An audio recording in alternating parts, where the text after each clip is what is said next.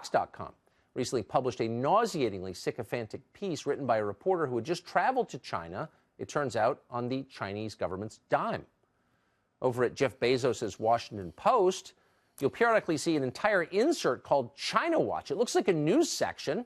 It reads like the rest of the paper. In fact, it's literally a product of Chinese state media. They pay to place it, just as they pay to influence numerous think tanks around Washington, as well as many colleges and universities throughout the country. It's a huge propaganda push that is almost never noted by anybody. And it costs a lot, but over time, it's worth it. The Chinese get what they pay for. A compliant American establishment that uses fake threats, manufactured threats from Russia, to obscure real and imminent threats from China.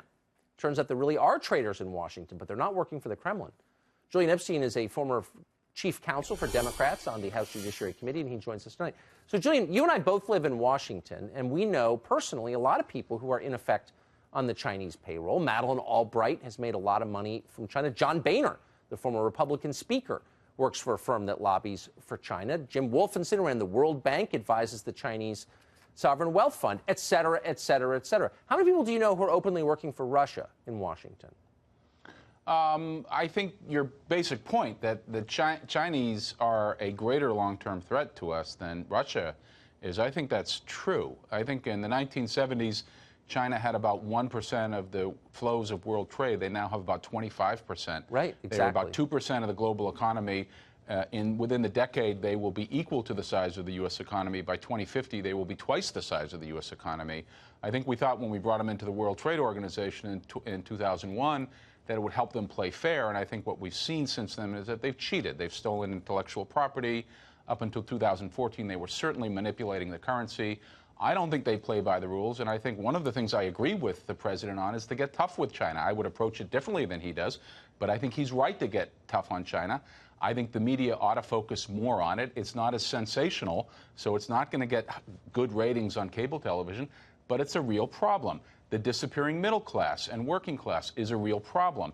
It's not sensational. It's not going to be a sugar high for cable television. So I don't think you're going to have any of the networks, not this network, not CNN, not MSNBC, any of them focusing on those issues because you just don't get the sugar high from that. That's not to say Russia isn't a threat.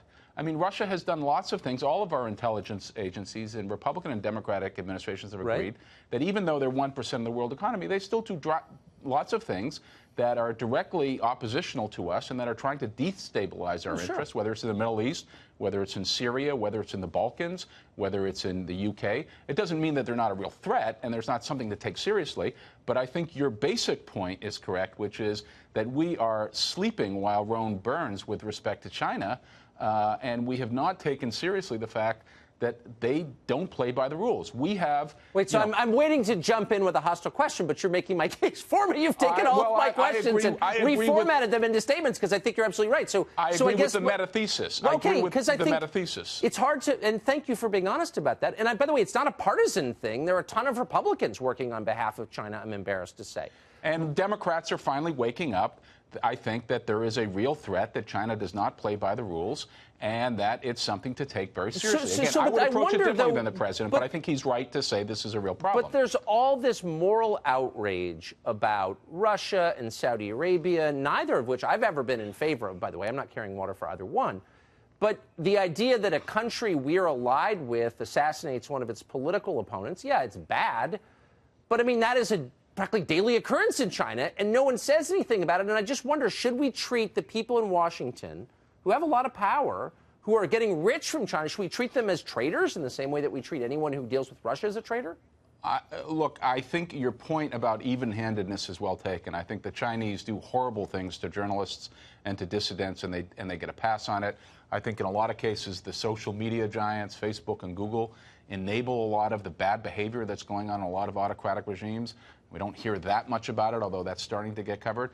I think if your point is proportionality, does the news, and particularly cable news, does it cover these things in the proper proportionality. I agree with that meta point that you're making. It doesn't mean to say that when the Saudis go and kill an American journalist, we shouldn't be getting tough on the Saudis. It doesn't mean to say if the Russians create a military intelligence attack on the United States, that that's not something we shouldn't take seriously, and we should get to the bottom of that. But I think your basic point is that, you know, there is selective outrage, there is a lot of chest thumping, there is a lot of kind of, you know, morally superior indignation that occurs on the Russia issue. And, you know, you and I may have slightly different views on the Russia issue. I'm trying to argue with you, Julian Epstein, but it's proving absolutely impossible. You did a better job than I could have in making that case. But, you know, there's a lot of self-righteousness on certain issues, and I think there's reason to be upset about what happened with Russia. There's reason to be upset with Saudi Arabia. But I think if you're going to be outraged on those issues, your point is correct that you should be equally outraged on the abuses that are occurring in China. And the accuses in China are very, very serious, and you're exactly right about that. Julian Epstein, thank you very much.